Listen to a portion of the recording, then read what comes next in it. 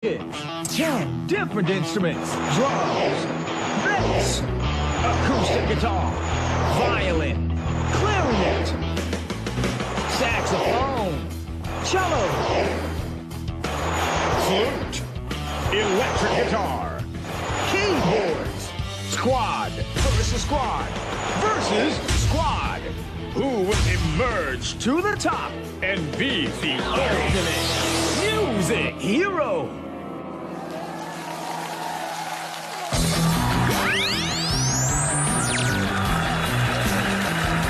Tuloy-tuloy ang ultimate squad battle ng mga young and talented musicians dito sa Music Hero Clash of Heroes! How exciting! Hatid yan sa atin ang O+ Compact Pro, 80 gigabytes, professional camera performance from a smartphone. Kahapon, nagpasiklaban sina Electric Guitar Heroes Fender and Luis sa kanilang Best of Michael Jackson hits. At ang umangat, si Fender Di Malanta, ang guitar hero ng Pasig City. Para sa araw na ito, eto naman ang maglalaban-laban.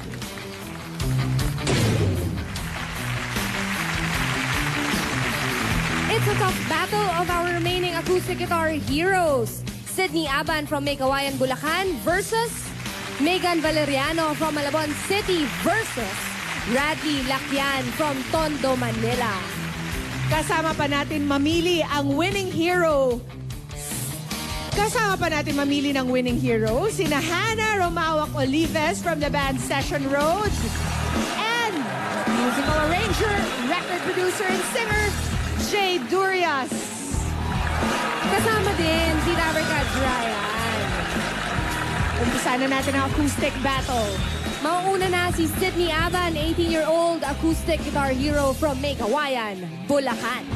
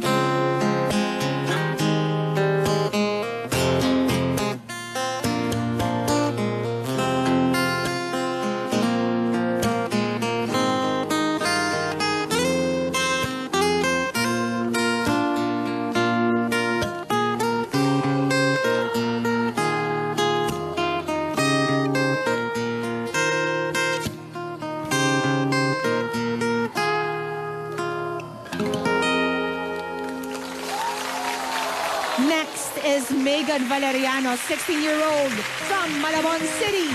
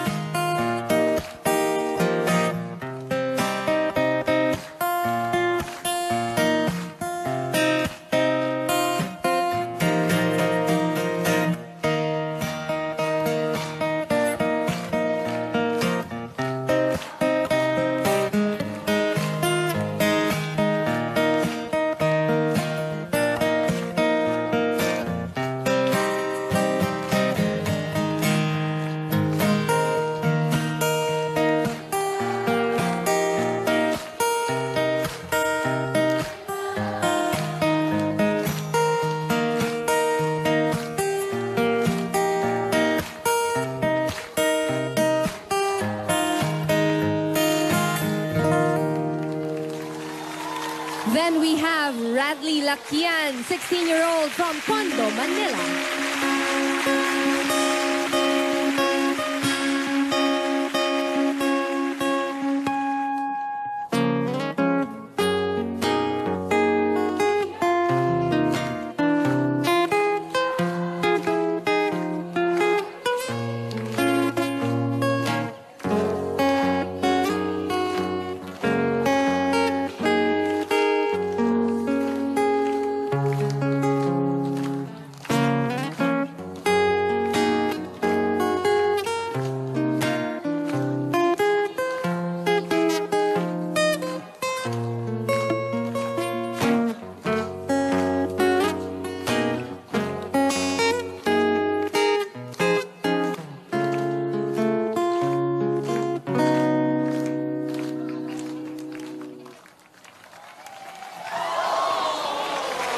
Cool naman tong tatlong to. Parang hindi qualifying round. Relax lang. But let's make the battle more interesting.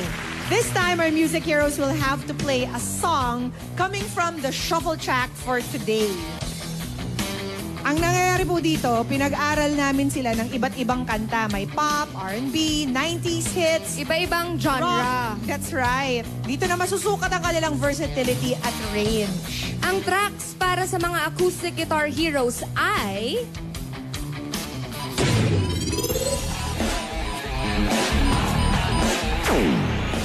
Uy! Hugot playlist. Mga music ng mga ultimate sa week.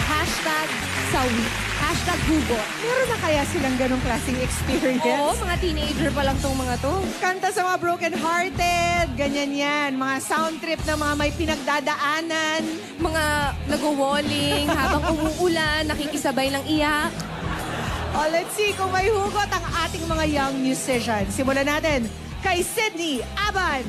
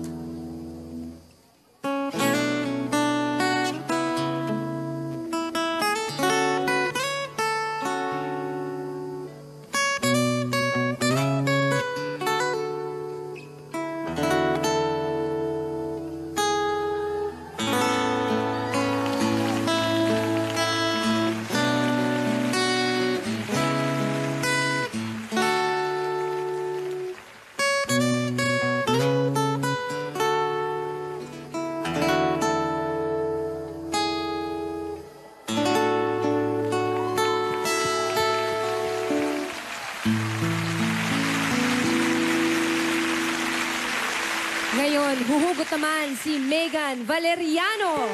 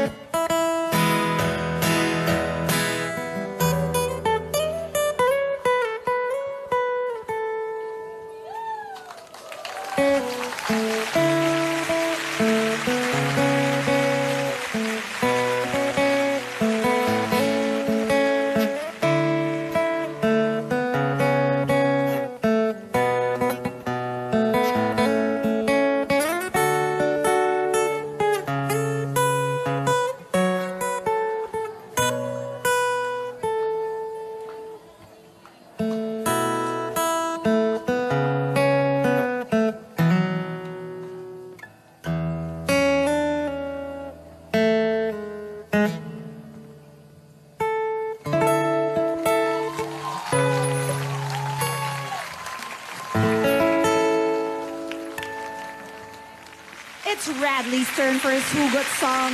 Go for it, Radley.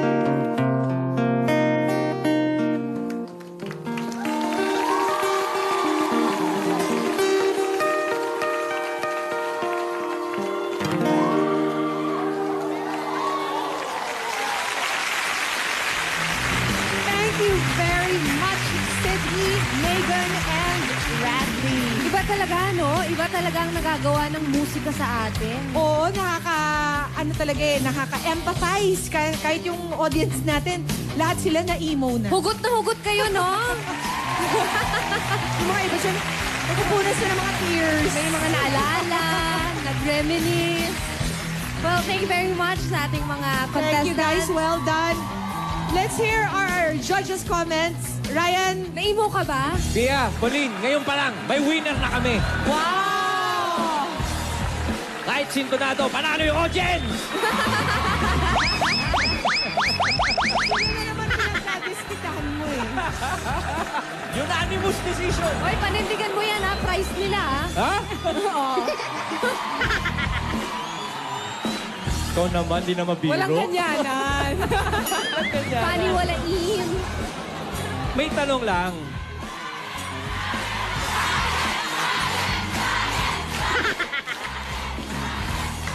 Abangan nyo sa labas yan. Wala. Wala akong marinig. Hindi. May tanong lang. Seryosong tanungan sa 3 contestants natin. Pinapili kasi sila ng hugot song. Diba?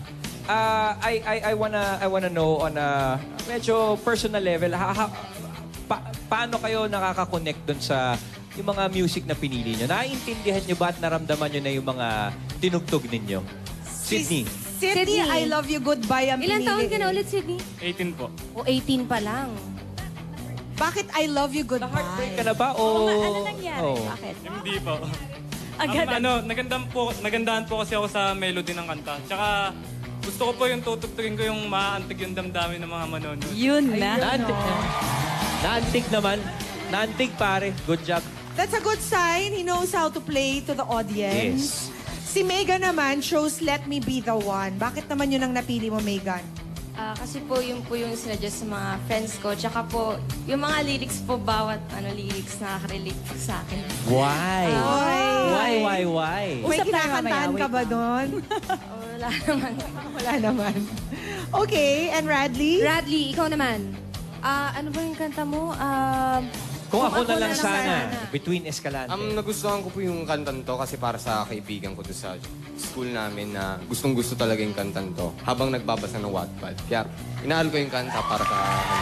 Kumbaga parang dinedicate mo na rin sa kanya dahil gustong-gusto niya. Yeah. Opo, kasi gustong-gusto niya talaga habang nakikinig siya, habang rin nag-wife. Kaibigan lang ba talaga to? Opo, kaibigan lang po. Lalaki. Lalaki, okay. Kaibigan lang Klaro, talaga. klaro. Alright, thank you. Bromance. O ano na ngayon yung comment mo? Okay. Ano nga? Changing the topic ka eh. Matakas ka sa comment, ha? Hindi, kasi, okay. We got a lot of feels and technical stuff from your playing. It's actually quite easy to compare the three of you kasi ngayon lang ulit na pare-pareho yung instrumento. But, kaya ako natanong yung paano yung connection nyo sa music because I guess it's come to a point that all you guys are technically gifted anyway. You know what makes a music hero, I think, no?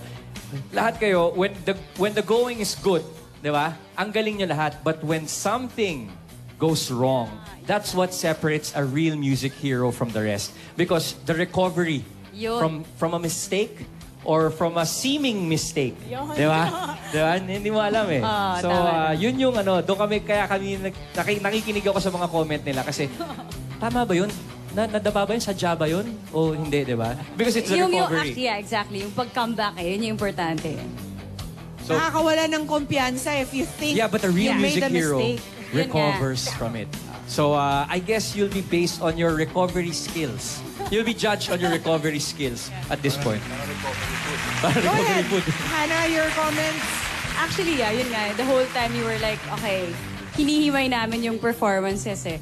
Kasi since nga, like what he said, everyone's really skilled na. So, like, a few times, lahat naman nata nagkaroon ng konting dapa eh. Kasi kinakabahan for sure, ganyan. Pero, yun nga, yung pagbalik with confidence pa rin. Parang, okay, let's move on from that dapa. Parang ganun.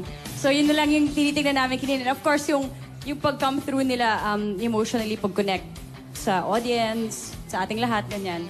So, I guess doon na lang ako pipili. Magbe-base. Oo, doon ako magbe-base. Yun na lang ang basihan. Oo, eh. Okay, thank you, Hannah. Jay?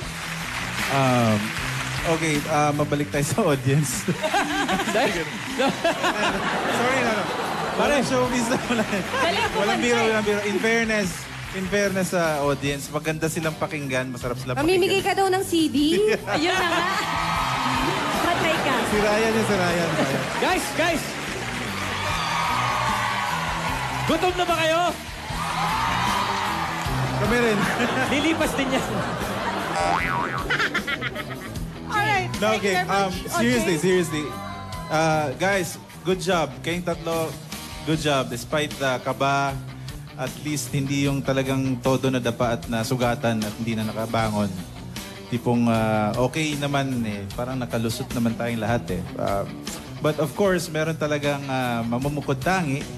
And para sa akin, ang labanan dyan is the diskarte, how you deliver and how you interpret your piece. And then, yun, peace. Peace na lang, peace. Merry Christmas na lang. Thank you, judges. You may now choose your music hero. Mga Dabargads, once again, give it up for our acoustic guitar heroes, Sydney, Megan, and Radley.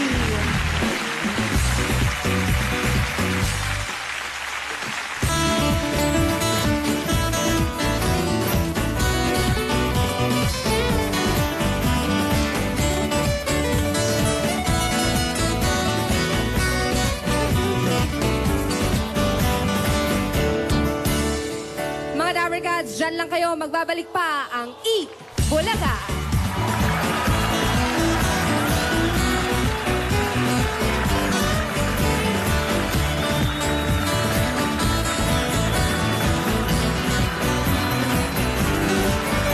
Have a wonderful Christmas from Eat Bulaga and Top Mama Home and Kitchen Appliances.